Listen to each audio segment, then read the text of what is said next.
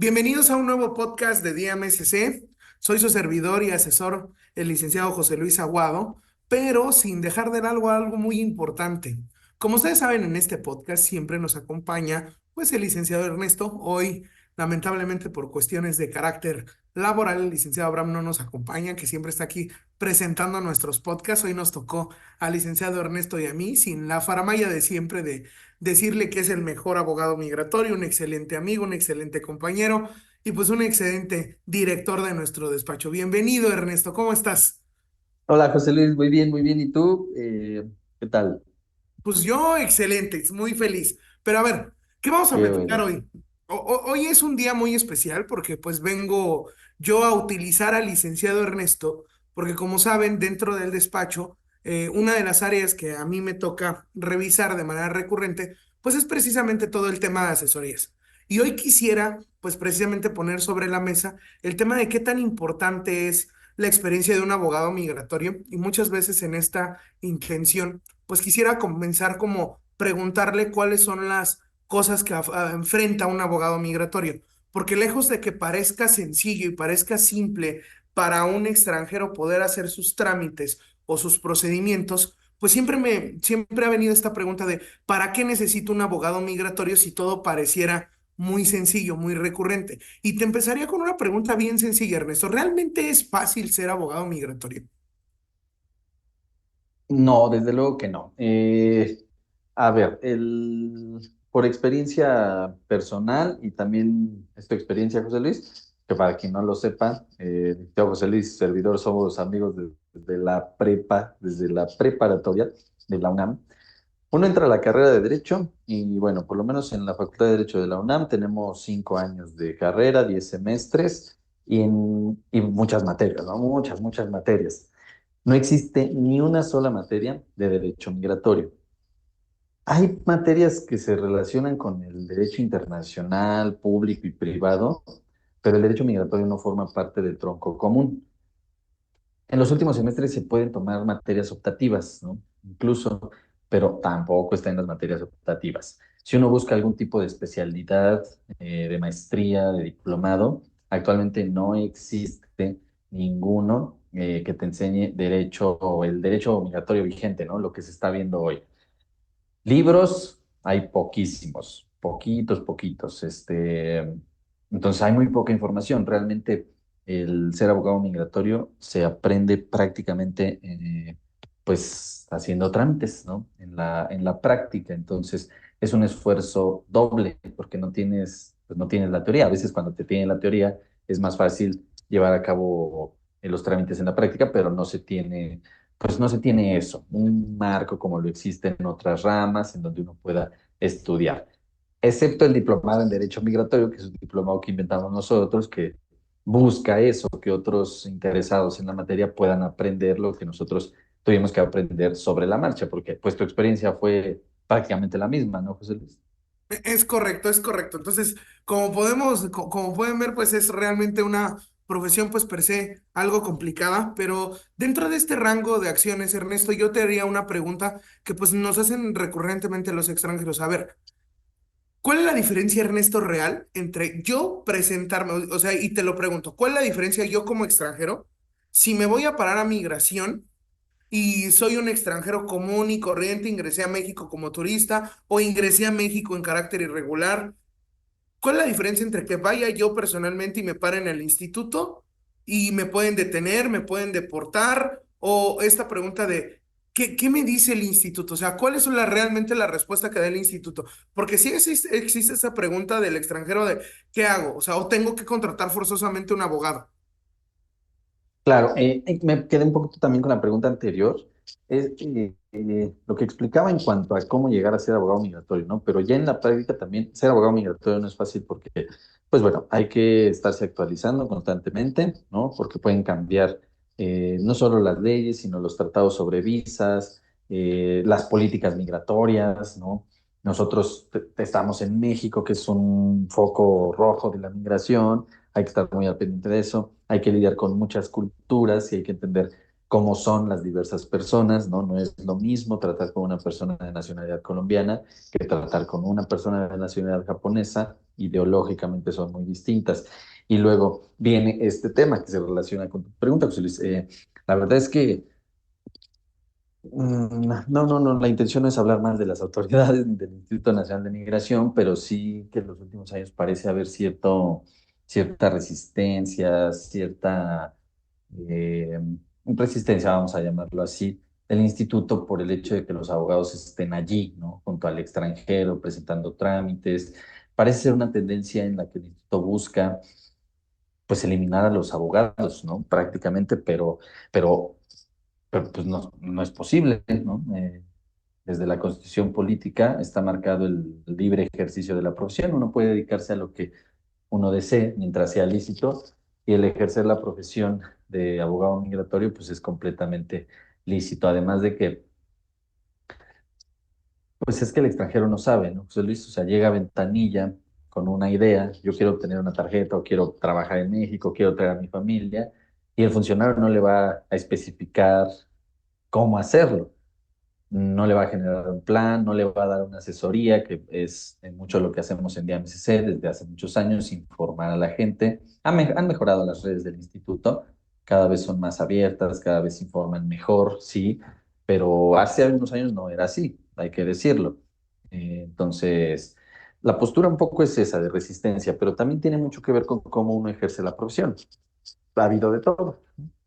Ha habido de todo, los abogados han intentado cosa y media. Entonces, pues a veces es válido también la postura del instituto de, a ver, pues es que abogados no, porque pues hacen cosas indebidas, es la verdad.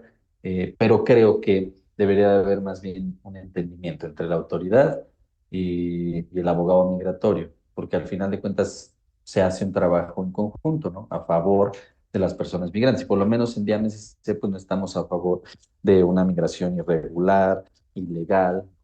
Proponemos y promovemos una migración totalmente regular. Entonces, yo creo que esa es otra dificultad, y además que, pues es bueno el diálogo, ¿no, José Luis? No simplemente, como hemos dicho muchas veces, no solo la ley te da la razón, sino lo que uno puede argumentar o establecer en cualquier caso migratorio, ¿no? Y justamente esa parte que dices, Ernesto, yo la rescato mucho porque es algo que pasa y las personas normalmente no lo entienden. Voy a dar un ejemplo, ¿no? Con este tema de los programas de actualización de Registro Nacional de Extranjeros. O sea, va la persona y le dice, oye, quiero ver el programa, ¿no? Y lo primero que le dice es, a mí me quedan 3 días en México para quedarme irregular. ¿Cómo me regularizo? Y la respuesta muchas veces de la autoridad es, no aplicas a nada, vete. Y realmente ver a un abogado migratorio yo creo que es una cuestión ahí donde generas estructura y donde generas un plan para migrar, porque creo que también ahí es donde está uno de los aspectos que más falla y más hace falta, que las personas cuando van al instituto normalmente van a encontrar una respuesta cuando ya tienen o se encuentran en las condiciones para regularizarse. Exacto. Y muchas veces lo que le realmente necesita el extranjero es no crear las condiciones, sino actualizar sus supuestos en un aspecto o en otro. Por ejemplo, hay personas que dicen, es que tengo el trabajo desde hace 3 meses y a lo mejor hay que estructurar para que espere 3 meses más para que se encuentre en condiciones para que pueda aplicar a un trámite, ¿no? O el típico, tengo empresa, pero no está dada de alta, entonces ya no se puede hacer nada y actualizar el tema como de la empresa, ¿no? Oye, José Luis, ¿y qué hace un abogado migratorio en su día a día? Ah, te No, volteo yo la tortilla, como dice algunos. ¿Qué no, haces? se come un taco Voy de a ir a... albóndigas del instituto. Come tacos, anda paseando por el instituto. ¿A qué No, se dedica un abogado migratorio? yo creo que la figura del abogado migratorio, Ernesto, yo creo que nace a partir de mucho del trabajo y voy a aventar flores aquí al licenciado Abraham. Yo creo que nace mucho a partir de que empezamos a crear como toda esta figura de qué es lo que hace un abogado migratorio. Porque sinceramente creo que en el pasado se figuraba a un simple tramitador. Si tienes, no tienes o si no busco qué inventar. Yo creo que el día a Ujú. día del abogado migratorio hoy en día requiere de un análisis mucho más profundo. Creo que las leyes migratorias tenían algo como un símil de lo sencillo que se podía hacer y derivado de toda la práctica de lo que ha devenido con el tema de los procedimientos migratorios ha aperturado un sinfín de consecuencias, ¿no? Por ejemplo, el tema de las sumas ahí que ha traído muchas consecuencias, el tema de las reformas, por ahí tenemos un video en temas de naturalización donde incluso debatíamos algunos puntos, el tema de las alertas migratorias, el tema de las visitas de verificación a las empresas, el tema de, por ejemplo, que al día de hoy no exista un salvoconducto documento para que una persona que ingresa de manera regular a México pueda transitarlo de manera libre. Son situaciones, el tema de que no le den acceso al refugio de manera inmediata a una persona cuando debería de ser una primicia constitucional, el tema de que se utilice el refugio de manera Claro, incorrecta como para llegar y decir voy a tener papeles y con esto viajo y después descubres que no es así, el tema de que hay abogados que dicen que hay las bajadas en el aeropuerto. Creo que la labor del abogado migratorio ha sido situarse en las condiciones actuales de una política migratoria complicada en un país que para migrarse es complicado, en un país que tiene muchas restricciones para personas de muchísimos países, donde la migración puede ser muy sencilla para un grupo selecto de extranjeros y una migración bien apretada, bien complicada, con condiciones súper complejas para otro rango de personas. Y también un solucionador de problemas. Y ahí es donde yo creo, Ernesto, que es la figura más importante del abogado migratorio. ¿Cuándo se vuelve el solucionador de problemas? Cuando ya, por las instrucciones erróneas de la autoridad, porque no todos los abogados lo hacen mal, ni todas las autoridades lo hacen mal, pero pasa que por las instrucciones erróneas de la autoridad tenemos extranjeros sin documentos. Y por las instrucciones erróneas de algunos abogados tenemos extranjeros con problemas. Entonces, muchas veces reevaluar un caso, posicionar al sujeto en una situación correcta para obtener una documentación, creo que es ahí donde está la labor del abogado migratorio. ¿Qué es lo que tiene que hacer? Construir como tal. yo soy una persona de a pie, José Luis, ¿no? Una persona extranjera en México y voy al instituto. Fuera del instituto hay personas que hacen las solicitudes o que me ayudan a hacer la fila, a presentar el trámite y probablemente pues cobran barato. Lo que luego no cobran tan barato, ¿eh? Mucho ojo. Y tengo la opción de acudir a vía MSC, ¿no? Escribir y pedir una asesoría y que me atienda un despacho jurídico. ¿Por qué elegir a un abogado y no hacer, por una parte, los trámites por mi cuenta o acudir a un gestor, a una persona que tramita nada más? Pues es que depende mucho de tus condiciones como extranjero. A ver, muchas veces el extranjero, hablemos como que hay tipos de extranjero y no tipos de extranjero, dividiéndolos en un sector o en lo demás. Hay, por ejemplo, muchas personas que ya saben cómo hacer su trámite de renovación porque lo han venido haciendo los últimos 2 o 3 años y pues simplemente no conocen las condiciones como para sacar una cita o cómo llenar el formato o si cambiaron la página o ese tipo de condiciones o si ya puedo pagar en el instituto con tarjeta o no puedo pagar. Yo creo que para ese tipo de extranjeros, el llegar y decir, oye, necesito a alguien que simplemente me llene una solicitud, pues yo no estoy en desacuerdo, ¿no? Cada quien, como tú lo has dicho, se Claro, dedica a lo claro. que quiere dedicarse y como quiere dedicarse. Pero realmente, si tú quieres migrar a México, tener estructura y que tus documentos estén en manos de una persona que te va a decir por aquí, por allá, si sale mal, tienes opción A, opción B y opción C, porque muchas veces este es el problema y es lo que yo quiero dejar muy claro. El gestor promedio tiene un bagaje de conocimientos, una baraja de conocimientos donde tiene 10 15 cartas, ¿de acuerdo? Y muchas veces creemos que estas 10 o 15 cartas se van a repetir incesantemente. Quiero dar un ejemplo bien claro. Las personas nos llaman a nosotros y nos dicen, me haces mi carta invitación. Y uno de los elementos más recurrentes que yo les digo es que yo no te voy a hacer una carta invitación. Yo lo que te voy a generar es un procedimiento para que a tus condiciones particulares cumplas con todos los requisitos que establece migración. Y estos requisitos nunca van a ser los mismos para ninguna persona. Hay personas que tienen apellidos diferentes, hay personas que porque se cambiaron de país y se naturalizaron, tienen un segundo nombre, se quitaron un nombre, Exactamente. o simplemente situaciones particulares como este documento no existe porque en mi país no existe, o simplemente temas que ha generado el propio instituto. Quiero darles un ejemplo muy claro. Tengo un cliente que es de nacionalidad X, ¿por qué? Porque el instituto lo determinó como apátrida y tiene un documento que legítimamente dice que es apátrida. ¿Cuál es el problema? que ahora se quiere naturalizar y su pregunta es, ¿presento mi pasaporte o no lo presento? Si se supone que es apátrida. Pero ¿cómo tienes tú un pasaporte si se supone que eres apátrida? Y me dice, pues es que a mí nada más me dieron un documento en el instituto. Ok, si tú lo llevas con el gestor promedio, te va a decir, tráeme el documento, pásame esto, lo llevo, y pues terminas metiéndote en problemas en el instituto porque el instituto va a decir, ah, entonces sí tenías nacionalidad y me mentiste. ¡Pum! Terminamos en un procedimiento de alerta migratoria. O por ahí tenemos otro caso aún más complejo, ¿no? Que tenía un documento que lo acreditaba de una nacionalidad europea, pero era porque llevaba un procedimiento y tenía una carta de identidad de ese país, pero él es Exactamente. nacional de otro país de donde huyó por refugio, todos sus procedimientos los dio de alta con esta carta de identidad y le niegan su refugio. Hoy podría esa persona sí considerarse como apátrida, pero el instituto lo tiene dado de alta con una nacionalidad europea. Entonces, ¿dónde están los conocimientos y dónde está el trabajo del abogado migratorio? De realmente revisar el caso a profundidad. O detalles tan simples, Ernesto. ¿Cuántos clientes te han devuelto porque ellos perjuran que su domicilio estaba en el mismo lugar y Y porque, falla una letra, ¿no? Falta un ajá, número.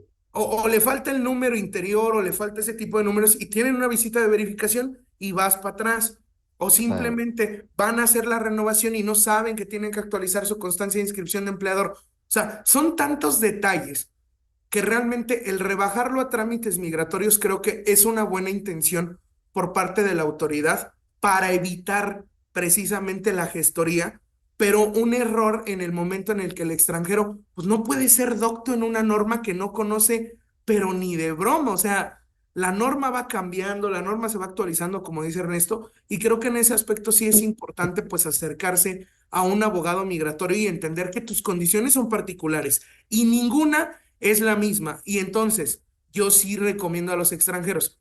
Ok, vas con DMSC y es algo que pasa normalmente y es que nos recomiendan para analizar su caso. Porque lo que llega a pasar es, mira, yo con este abogado hice A, B, C y D y me dio ese funcionamiento. Y entonces van y repiten hasta el cansancio ese A, B, C y D, hasta que migración dice, a ver, este A, B, C y D suena muy extraño y se está repitiendo de manera muy recurrente. Pues va para atrás el siguiente A, B, C y D y todos los que lo hicieron así, pues van a generarse problemas, ¿no? Como que por ahí va un poquito donde yo entendería el tema del abogado migratorio, Ernesto. Exactamente. Nos apetecía hacer este ejercicio para la gente que nos sigue desde hace tiempo y que nos sigue actualmente, y la gente que se va sumando al canal de YouTube o que nos acaba de descubrir para que recordemos y tengamos muy en cuenta que en 2024 sigue siendo muy importante contar con un abogado migratorio porque hablamos de una materia muy especializada y hablamos de que tú como extranjero tienes muchas necesidades que cualquier otro abogado, no lo digo de forma despectiva, pero que alguien que lleva solo trámites administrativos no va a alcanzar a cubrir. Entonces, ¿tienes dudas? ¿Tienes comentarios? ¿Tienes algún problema de carácter migratorio? ¿Una necesidad? ¿Quieres obtener tu visa, una residencia, traer a tu familia, obtener tu permiso de trabajo? Acércate a DIAM-SC, el licenciado José Luis, tu servidor, todos los asesores de nuestra firma estaremos dispuestos a ayudarte. Te agradezco mucho, José Luis. El podcast creo que salió padre el ejercicio. Estarnos preguntando por qué hacemos lo que hacemos todos los días. Lo hacemos además con mucha pasión. Que tengan en cuenta que nos preocupan las personas, nos preocupa que cumplan sus sueños, que encuentren tranquilidad, paz, seguridad jurídica en México, que creo que al final de cuentas es el último motivo y el principal, ¿no? ¿Por qué yo hago lo que hago? Pues para ayudar a la gente y porque creo que migrar es un derecho que debe garantizarse, protegerse y fomentarse. Entonces, ese es, ese es mi objetivo y creo que el de mi amigo y colega José Luis es muy similar. Les agradezco mucho a todos. José Luis, ¿quieres despedir nuestro podcast? Me voy a despedir y me voy a tomar el lujo de ahora sí salir completamente para despedirlo con nuestra frase favorita. Solo antes recordarle, síganos en todas nuestras redes sociales, por ahí andamos haciendo live, por ahí andamos haciendo bastante trabajo en favor de los migrantes. Recomendación expresa, Recuerden que acercarse a un abogado, sobre todo acercarse a un abogado de MSC, es acercarse a un amigo y escuchar toda la verdad sobre tu procedimiento. Y eso es lo más importante que debes entender. En DMSC vas a encontrar una asesoría completa, compleja, con muchísima información para poder saber cuál es el camino migratorio que tienes que llevar. Y pues no lo olviden, se los digo a petición de todos los integrantes de DMSC, nadie es ilegal en este mundo. Que tengan un bonito día y hasta luego. Hasta luego, amigos.